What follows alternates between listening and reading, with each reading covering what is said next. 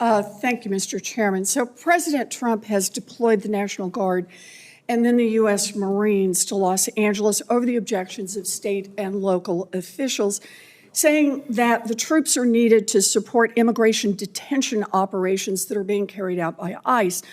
On Sunday night, the president threatened to deploy ICE agents to other cities around the country that he sees as, quote, the core of the Democrat power center, end quote, specifically mentioning Chicago and New York. Secretary Hegseth, if the president wanted to deploy Marines to Chicago and New York City like he did in Los Angeles, would you carry out that order even if the local governors and mayors objected? Well, Senator, because Governor Newsom was unwilling to address that's not protecting federal law enforcement agents in Los Angeles, President Trump had all the authorities and the Defense Department happily supported defending our ICE agents in the conduct of their job. They have the right as Americans to be able to do their job without being attacked by mobs. And we will protect them in that process. And if other states needed it, we would provide that. I know that you heard my question. So you would be willing to send troops if the president ordered it to Chicago, New York City? That's right. Well, thankfully, New York City, unlike California, unlike Gavin Newsom, is willing to step up and address the issue with their local law enforcement. I will take that as a yes. How about if the president says he wants to send troops to 15 cities? Would you be willing to do that? Senator, I don't accept your hypothetical because it's That's a hypothetical. Not a real That's one. the question. You're the Secretary of Defense. Would you send troops to 15 cities if the president said do it? Would you do it? 15 cities. Again, Senator, it's a complete hypothetical lacking any context at all. You're the Secretary and I refuse to of box Defense. myself in based on questioning on a hypothetical. But you're here asking for $1 trillion, and I want to know how you're going to spend it. And so my question is, if Donald Trump tells you to send troops to 15 American cities, are you going to spend the money and send the troops? Thankfully, we're spending money on securing our southern border, a way the previous administration abandoned and allowed 21 million illegals to enter our country. So defending our homeland is a real serious priority under this administration, and we're doing it. I understand the question about defense. Secretary Hegseth, about 4,000 National Guard troops and 700 Marines have been sent to L.A. Is there a number of troops deployed to American cities over the objections of governors and mayors at which you would be concerned that we are undermining our national defense?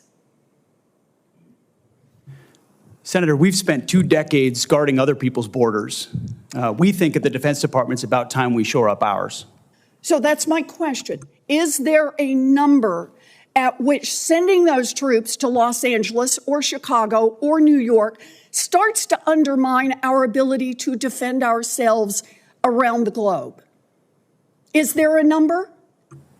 Senator, we look at capabilities and readiness around the globe all the time, and we're quite satisfied with our capabilities to defend the homeland, and we'll provide more if and when it's necessary. So you are satisfied with our capabilities. Let me just ask, have you actually done the analysis and figured out how many troops you can deploy domestically before you start to undermine readiness around the world? Have you done that analysis? Yes, ma'am. Then would you let the rest of us in on it? We are the Senate Armed Services Committee, and you're here to ask for $1 trillion. What's the number?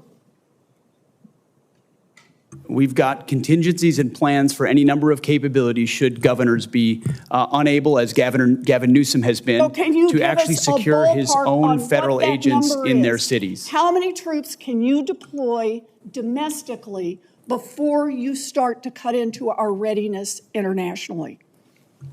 As I said, previous administrations deployed our National Guard all around the globe in numbers far beyond what we were capable of supporting. So limited contingencies inside the United States to protect federal law enforcement is doable. If the Supreme Court orders you to remove troops from American city streets, will you do so?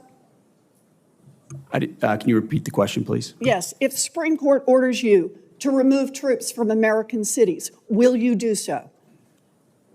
As I've said, Senator, I don't believe district courts should determine national security policy, but if the Supreme Court rules on a topic, we will abide by that. Okay. You know, during her press conference last week, Secretary Noem said, We are staying here to liberate the city from its mayor and its governor, people who were elected by a majority of voters. Secretary Hegseth is saying he is ready to deploy more troops and won't tell us what the implications are for our national defense. This is un-American and it makes us unsafe. I wish our Republican colleagues would speak up. The time of the senator has expired. Senator Tuberville. Thank you, Mr. Chairman. Thanks for being here today. Mr. Secretary, thanks for looking out for the law enforcement and the millions of people in California that still love this country and want this country to survive, and not the radicals that wave non-American flags, that protest in the streets, tear things down. It is ridiculous, and thank you for doing what you're doing, you and President Trump.